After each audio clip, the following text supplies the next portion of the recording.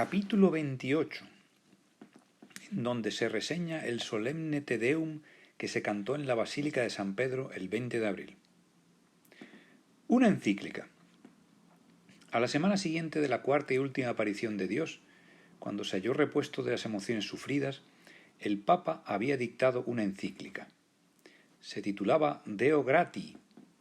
Estaba encabezada con las palabras «Hijos míos en Cristo», y en ella el Padre Santo exhortaba a todos los obispos del mundo cristiano a que celebrasen el correspondiente Te Deum Laudamus per gratia plena en cuantos templos abarcasen sus respectivos obispados. Este Te Deum mundial, que celebraron escalonadamente todas las iglesias en un lapso de 6 días, constituía la acción de gracias por los beneficios que la cristiandad había recibido, con intermedio del sumo pontífice, en los últimos tiempos, y por los que esperaba recibir. Los esfuerzos del Papa. El Papa, por su parte, también hizo cantar en Roma el Te Deum correspondiente. Su organización fue prolija y erizada de trabajos. Sólo una voluntad de acero como la del Padre Santo, sólo aquella energía suya inquieta y desbordada, aquella energía que le llevaba a dar golpecitos de impaciencia con el pie cuando una audiencia era demasiado larga, o a levantarse dejando con la palabra en la boca al embajador que se ponía un poco pesado en su presentación de cartas credenciales, sólo aquel carácter firme, rectilíneo e inconmovible podía lograr el pasmoso resultado de aunar tantas voluntades dispersas y someter a un mismo fin tantos caracteres, intereses y pasiones encontrados. El Te Deum de la Basílica del Vaticano prometía ser una cosa grande, y lo fue, tan grande por lo menos como la propia basílica. El primer esfuerzo del Papa tendía a convencer a Mussolini y al rey de Italia para que asistiesen. Entre la corte y el Vaticano había etiqueta.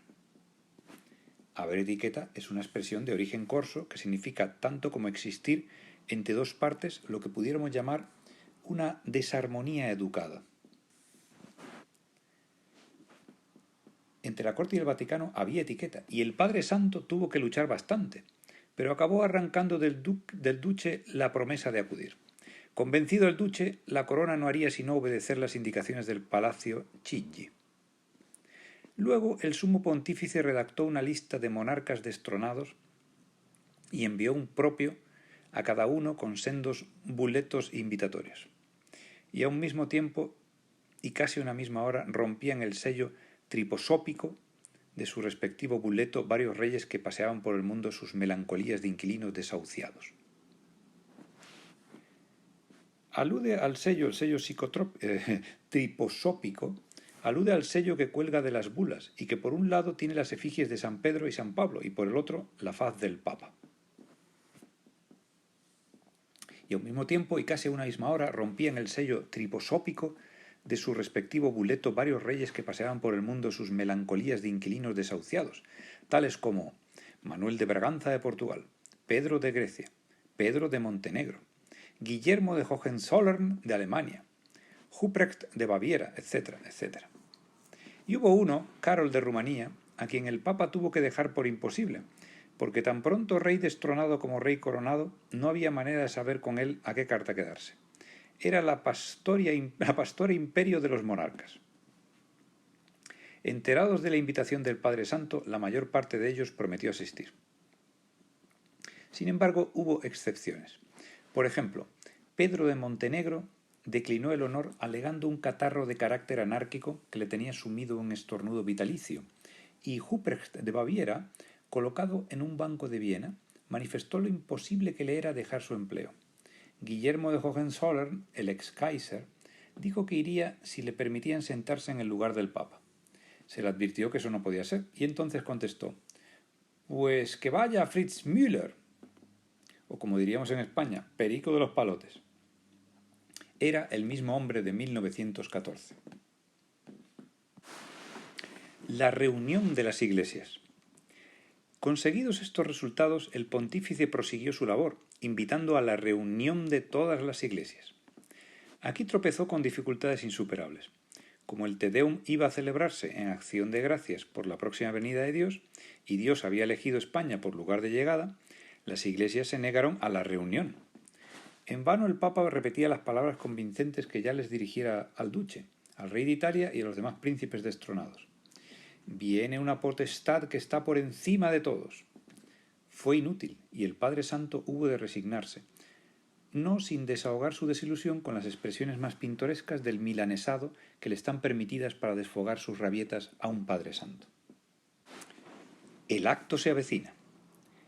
Con todo esto, llegó la fecha señalada para el solemne Te Deum Laudamus el 20 de abril. Roma estaba atestada de turistas nacionales y extranjeros, y en la ciudad del Vaticano no cabía una pulga.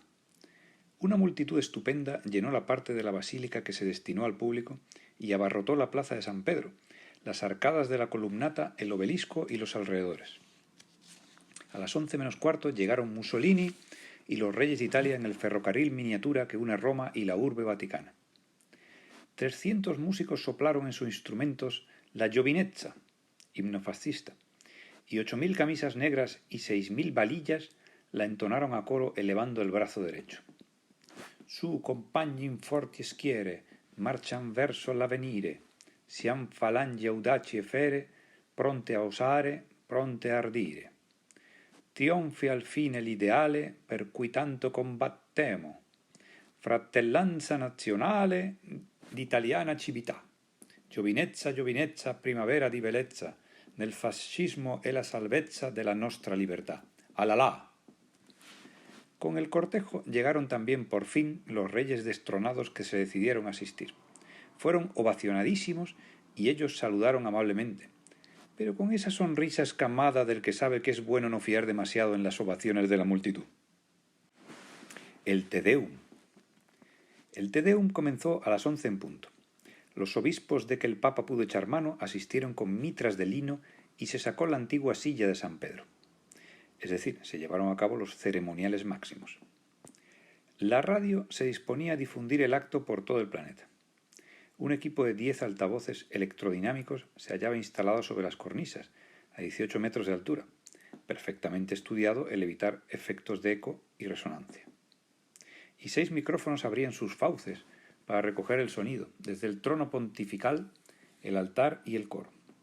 Un amplificador de 600 vatios y otro amplificador microfónico suministraban la energía necesaria. La longitud total de los conductores de alimentación de los altavoces sobrepasaba los 2 kilómetros y se había cuidado particularmente el hacer invisibles estos hilos para no afear la arquitectura espléndida de la basílica. A las 12 el sumo pontífice hizo una breve y hermosa alocución en latín. No lo entendió nadie, pero gustó mucho.